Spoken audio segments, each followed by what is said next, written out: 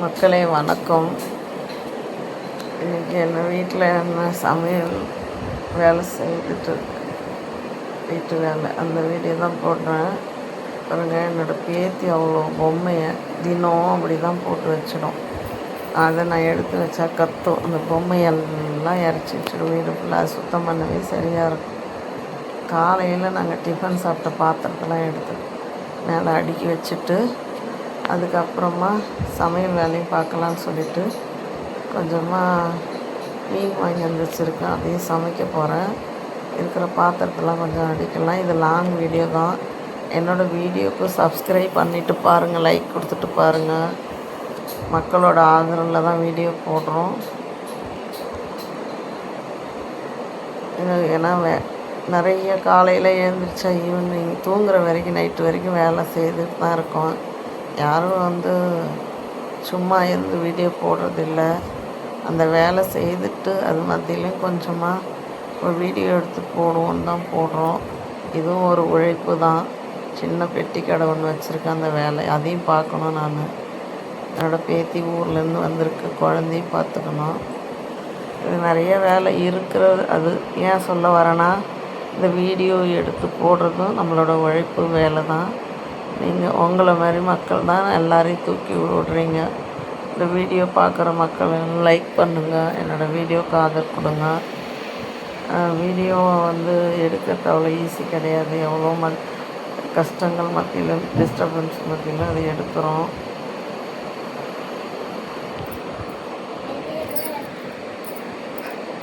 அப்படி இருக்குது சூழ்நிலைகள் தவிர்த்துட்டு தான் நம்மளும் எடுக்கிறோம். இது கொஞ்சம் லாங் வீடியோ தான். என்னோடய வீடியோவுக்கு லைக் பண்ணிவிட்டு சப்ஸ்கிரைப் பண்ணிவிட்டு பாருங்கள். திரும்ப திரும்ப சொல்கிறேன். நானும் தப்பாக நினச்சிக்காதீங்க. காலையில் சாப்பிட்ட பாத்திரம்லாம் இருந்தது. அது எல்லாத்தையும் அப்படியே எடுத்து கழுவி வச்சு போட்டதெல்லாம் எடுத்து அடிக்கிட்டு திரும்பவும் கொஞ்சம் பாத்திரம் சேர்ந்தது. அதுவும் எடுத்து நான் தேய்ச்சி கழுவுறேன். அது தேய்ச்சி கழுவி போட்டுட்டு அப்படியே நம்ம சமையல் வீடியோ பார்த்துருவோம். சமையல் பண்ண போகிறேன்.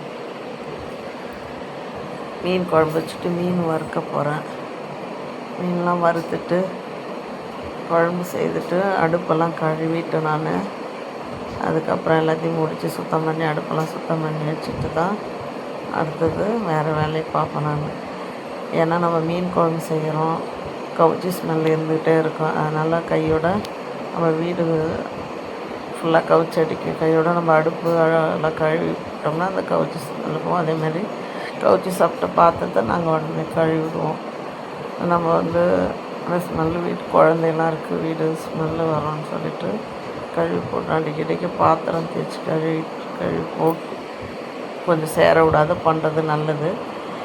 மீன் வாங்கிட்டு வந்திருந்தால் அந்த மீனையும் நான் அங்கே நான் கடல்கிட்டே மீன் வாங்கிட்டு அங்கேயே மீன் கட் பண்ணி எடுத்துன்னு வந்துட்டேன். அதை சுத்தம் பண்ணிவிட்டு அது பாதி மீனை எடுத்து வாழை மீன் இருக்குது, வாழை மீனை எடுத்து அதை நான் வறுக்கிறது எடுத்து வச்சுக்க போகிறேன். நான் ஒரு வீடியோ பார்த்தோம். வாழை மீனை கம்பி நார் வச்சு தேய்க்கிறாங்க அந்த சுண்ணாம்பு. அந்த அளவுக்கு தேய்க்கணும்னு அவசியம் இல்லை. நான் கையாலே பாருங்கள் அந்த சுண்ணாம்புலாம் நான் தேய்ச்சி எடுத்துட்டேன். ஏன்னா சுண்ணாம்பு சத்து வேணும்னு தான் நம்ம அந்த சுண்ணாம்பு வேலை சாப்பிட்டா சுண்ணாம்பு சத்து இருக்குன்னு சொல்லுவாங்க. பாருங்கள் நான் எப்படி கழுவிட்டேன் பாருங்கள். அது அந்த அளவுக்கு ரொம்ப சுண்ணாம்பு எடுக்கணும்னு அவசியம் கிடையாது. கம்பி நார் வச்சு தேய்க்கிற அளவுக்கு அது பாத்திரம் கிடையாது. நம்ம பாத்திரம் அடி பிடிச்சிருக்கோ இல்லை கொஞ்சம் கரைகள் அதிகமாக இருந்தால் நம்ம அந்த கம்பி நார் வச்சு தேய்ப்போம். மீனுக்கே தேய்க்கிறாங்க. நான் பார்த்தேன், சொல்லணும்னு தோணுச்சு சொல்கிறேன். நான் உலைய வச்சுட்டு அரிசியை போட்டுட்டு அடுத்தது குழம்பு நான் ரெடி பண்ணிக்கிறேன். நீங்கள் கடைசி வரைக்கும் இந்த வீடியோ பாருங்கள். வீடியோ ஸ்கிப் பண்ணாதீங்க. ஏன்னா வீடியோ நான் பாதியிலே பேசி முடிச்சுக்குவேன். நான் லாங் வீடியோ இது.